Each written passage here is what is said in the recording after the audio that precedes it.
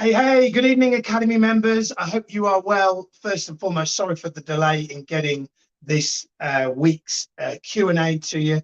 I've been in a 2-day mastermind with my own mentor, incredible 2 days, and as such, that is the reason for the delay. The good news is some of the things that we've been learning over the past 2 days will definitely be um, extrapolated. Is that the right word?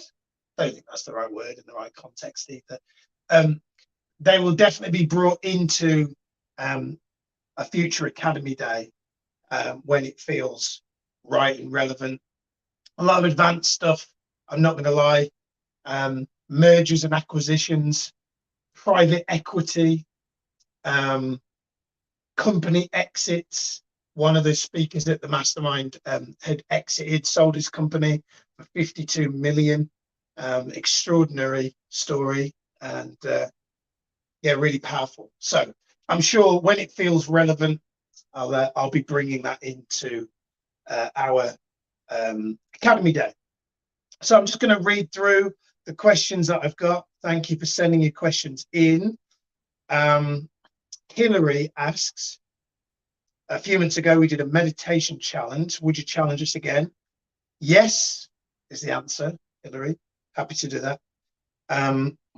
Second question, Hillary. When giving the movie trailer and you see that your client is having a rough time focusing because there's so much emotion, apart from the high achiever activities, which one question might you use for centering them after the short meditation?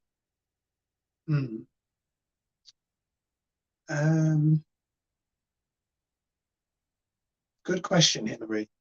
I've never had that happen. So I kind of feel like if I gave you an answer, it would be just making it up. So I don't want to pretend that I've had that experience because I haven't. Now, I've had people get emotional during a movie trailer, obviously. So maybe actually that is the answer. I have had people get emotional during the movie trailer. What I would say is your language, Hillary, they're having a rough time focusing because there is so much emotion. Here's what I believe. I believe that often what makes the person buy is the fact that you help them see what they can't see. And in doing that, that can be quite emotional. And I believe it's good to lean into that. So, for example, some of my recent therapy sessions have been emotional. And there's nothing that the therapist could really have done different other than just let me process. I remember I went to a personal development event many years ago, and it was a really fascinating thing that I learned there. There was an individual who got very emotional, and I got up to hug him. I gave him a big hug. And afterwards, one of the trainers said, I loved your enthusiasm. I love that you went up to hug the person. If that instance ever happens again, try and refrain from hugging a person who is going through an emotional process. And at first I was like, what? Like, why would we just leave them there? And then the trainer went on to say that actually, if a person is going through emotion, hugging them can be a reinforcement that feeling that way is something that if they do it again, it will trigger off in their mind a neuro association that says, anytime I get emotional, I get a hug.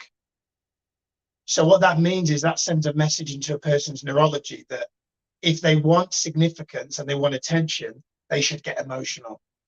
And what that can do is that can prevent a person from getting emotional and then processing the emotion themselves. Because imagine that person, Hillary, was not with, let's say they were by themselves and they got emotional. We want to make sure that the client can process their own emotions by themselves because if someone were ever not there, well, what would they do? So I would say, Hilary, you don't need to do anything different than you've already done. Just deliver the coaching session the way that you've delivered it, and just trust that the person feeling an emotion, as much as you might on one hand not want them to feel, like if they feel, if to you it seems like they're feeling an emotion that's not positive, know that they probably need to feel that emotion, because there's this misconception that we're only meant to feel good emotions and not bad emotions, and I just don't think that's true. Part of the reason why I'm having therapy is because I've suppressed a lot of the negative emotions, and so I don't think that's healthy. So if they're feeling something and you're worried about them, just serve them, coach them, carry on the session, pause if you need to, but I do that, you know. So if a person is stood in their power position and they've coached themselves in the future, they've got a bit emotional, I'll just give a good healthy pause before moving on to the last part. So I hope that answers the question, Hilary. There's no perfect answer to that, but great question, by the way. Great question. Jan, if my client has to postpone the session because he feels sick, what is the ideal time to schedule the session? Great question, Jan.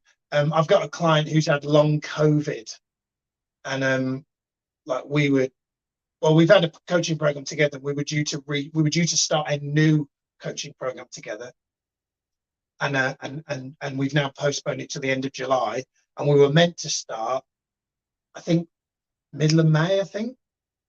So I don't think you can really dictate when it starts, Jan, if the client's been ill. I think you've kind of just got to allow the person to get better. So this client of mine, we're now due to start at the end of July. We might not start at the end of July.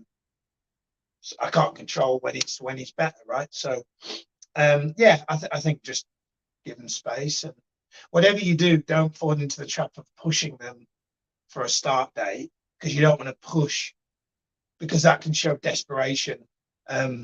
I truly care about the well-being of my client. When we start coaching again together, it's you know, whenever really. And if it turns out that, let's pretend he's actually cancelled but doesn't want to tell me, then so be it, right? Eventually I'll find out. But I'm pretty sure this person's not the case, and I'm pretty sure it's probably not the case with yours. But yeah, just let him get better, Jan, and ask him or her when they want to do the next session. Amrita, how many times to follow up with someone, not a personal contact, who has said yes to a movie trailer but hasn't booked their appointment in my online diary? I followed up once and now I'm not sure if it's best to do so again. So yeah, Amrita, I will. It depends on the level of interest. So it's a bit like dating. Like if pretending I was single again, if I said to a girl, let's go out for dinner, she said yes, I'm up for that, and then she said no, let me put it another way. Yeah, that is the right way. So she said yes to dinner, and then when I've said when should we do dinner, she's then gone quiet. Then I guess it depends on the level of connection I feel that I've had with that person, but I will definitely message at least 2 or 3 times, and probably on the third or fourth time I'll probably say, just so you know, I won't be offended if you change your mind about having the coaching session. Like I would actually say that, just so you know, I won't be offended if you've changed your mind about the coaching.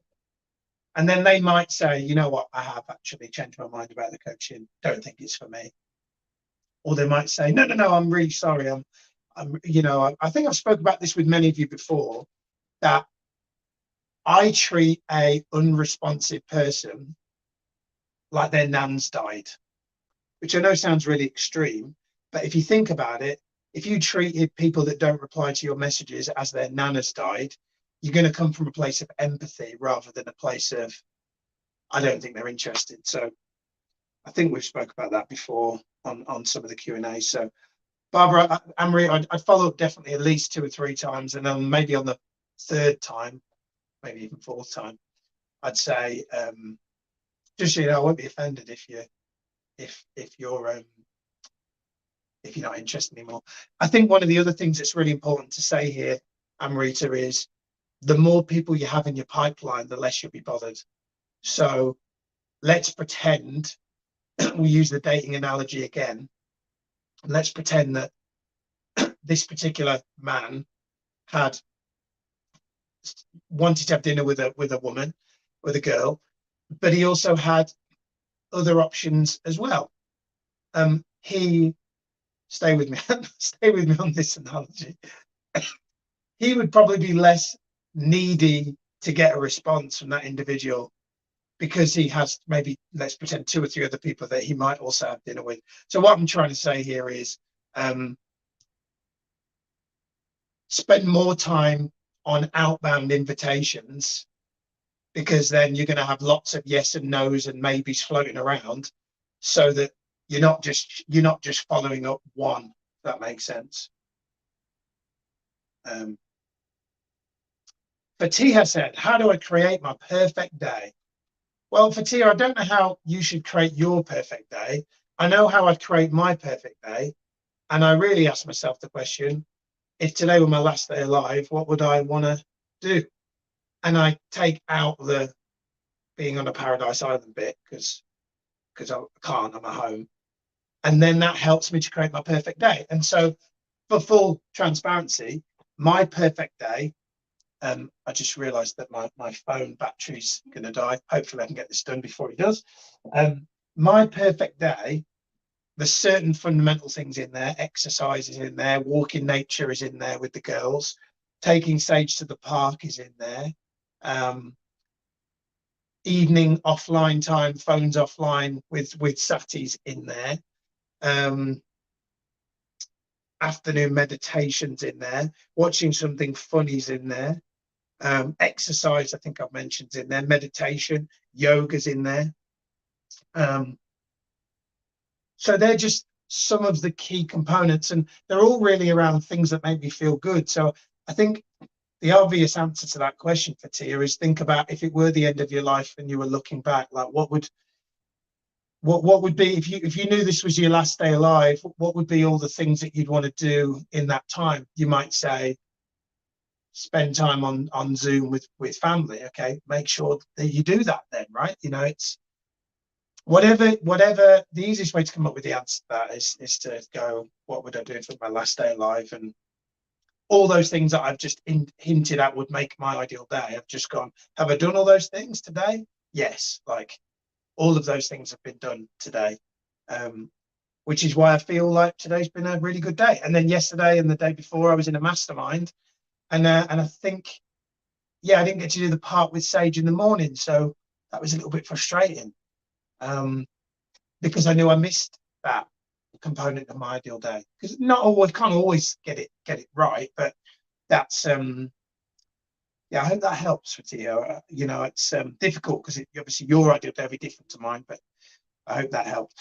Tracy, what qualities do you see in the best coaches? Great question. I love that. I'm answering that without even seeing that question before. Care about the client more than they care about their program. Work on themselves. Have their own coach. Continuously looking for how they can make their clients happier and have all-round better lives. Great listeners. They're the obvious things that come up, Tracy. There's probably loads more than that, but I hope that helps. And then I think a final question from Hillary, in addition to the questions I posted. One of my daughters is home from uni preparing for exams. She suffers from severe panic attacks. I'm really sorry to hear that, Hilary. And is suffering and is working with someone. I too working on my state and exercise, meditation. All this really affects my sleep. What to do when one's emotions, concerns are affecting your sleep. So because you've said that you're doing the state work and the meditation, Hilary, for me, I think the answer that springs to my mind is journaling, specifically mindfulness journaling. You could just Google a mindfulness app. There's loads of them out there. I've actually got an app called CBT Journal, which I'm using to accompany my therapy. There's a free version and a paid version. I got the paid version. I think it was like 10 quid for the year or something. And the reason why I find that to be really good is because it enables me to analyze thoughts, self-compassion, really just brain dump whatever's on my mind before I go to bed. Because I actually think that, so I've noticed that the quality of my sleep has gone up significantly in the past couple of months since I started using this journaling app. And the reason I think, Hilary, is because there's a combination of other things as well. Like we've introduced a blackout blind, that's definitely helped.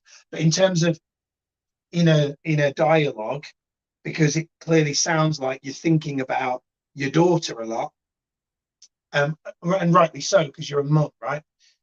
I think journaling your thoughts so that they're out on paper and in a digital app before you go to sleep, I think will really help you. So that would be what I would do. So, and there's so many other things that I could suggest, but I think you never, sometimes there's a tendency to try multiple things at once, and the problem with that is then you don't necessarily know what works. So maybe if you're not doing the journal before bed thing, brain dump everything on your mind. CBT Journal is the one that I use. If you can't find it, text me and I'll send it to you.